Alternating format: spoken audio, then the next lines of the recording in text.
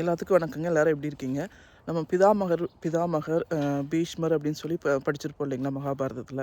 அவரோட அம்மா யார், அவரோட அப்பா யாருன்னு தெரியலையா? அவரோட அப்பா வந்து சாந்தனு, அவர் தான் மகாராஜா, அஸ்னாபுரத்தோட மகாராஜாவாக இருந்தவர். அவர் ஒரு நாள் வந்து அஸ்னாபுரத்தோட நதிக்கரையில் நடந்துட்டு இருக்கும்போது ஒரு தேவதை மாதிரி ஒரு பெண்ணை பார்க்குறாரு. அந்த பெண்ணை பார்த்தோன்னே அந்த அழகில் மயங்கி அந்த பெண்ணை கல்யாணம் பண்ணணும்னு ஆசைப்படுறாரு. அவங்க தான் கங்காதேவி. கங்காதேவிங்கிறது பியூரிட்டி, அது தெரியுங்களா எல்லாத்துக்கும். கங்கா நதியில் கரைந்து மூழ்கினாவே நம்ம வந்து பியூராகிடுவோம், சுத்தமாகிடுவோம் அப்படின்னு சொல்லி ஐதீகம் இருக்கு இல்லையா? அவங்க கங்காதேவி வந்து பெண்ணாக உருவெடுத்து அங்கே இருக்காங்க. அவங்கள பார்த்தோன்னே சாந்தனு மகாராஜா அவங்க அழகில் மயங்கிட்டார். அவரை கல்யாணம் பண்ணணும் அப்படின்னு நினச்சி முடிவு பண்ணி அவங்க இந்த பெண்ணிட்ட போய் கேட்குறாங்க. அந்த அவங்க வந்து அந்த பெண் சொல்கிறாங்க, கங்காதேவி சொல்கிறாங்க, என்னை கல்யாணம் பண்ணணுன்னா நான் கல்யாணம் பண்ணிக்கிறேன், ஆனால் எனக்கு கல்யாணம் பண்ண ஒரு கண்டிஷன் இருக்குது அப்படிங்கிறாங்க.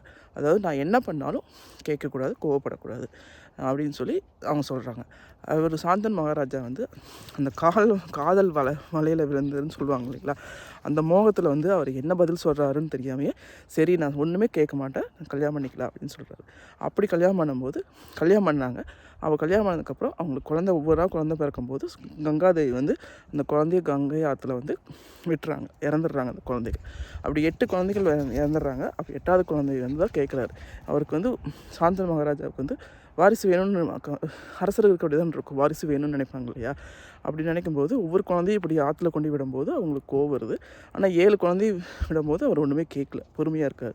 8வது குழந்தையும் விடும்போது அவர் கேட்குறாரு, என்ன ஏன் இப்படி பண்ணுற அப்படின்னு கேட்கும்போது அவங்க அந்த கங்காதேவி வந்து, நம்ம சொன்ன கண்டிஷனை மீறிட்டீங்க, அதனால் இனிமேல் நான் அவங்க கூட இருக்க மாட்டேன் அப்படின்னு சொல்லிட்டு அந்த குழந்தைய எடுத்துகிட்டு அவர் போயிடுறாரு. அந்த அந்த கங்காதேவி போயிடுறாங்க. அவங்க சொல்கிறாங்க, உரிய நேரத்தில் அந்த குழந்தைய வந்து வாலிபனாராக உங்களுக்கு கொண்டாந்து தருவேன் அப்படிங்கிறாங்க. அப்படி வாலிபனாக வந்து தந்தவர் தான் பீஷ்மர். அவருக்கு எல்லா கலையும், போர்க்கலையிலேருந்து எல்லா கலையும் கற்றுக் கொடுத்து கங்காதேவி கொண்டாந்து உரிய நேரத்தில் அவங்ககிட்ட சாந்தனு மகாராஜிட்ட ஒப்படைச்சிட்டு அவங்க போயிடுறாங்க. அவர் தான் பீஷ்மர்.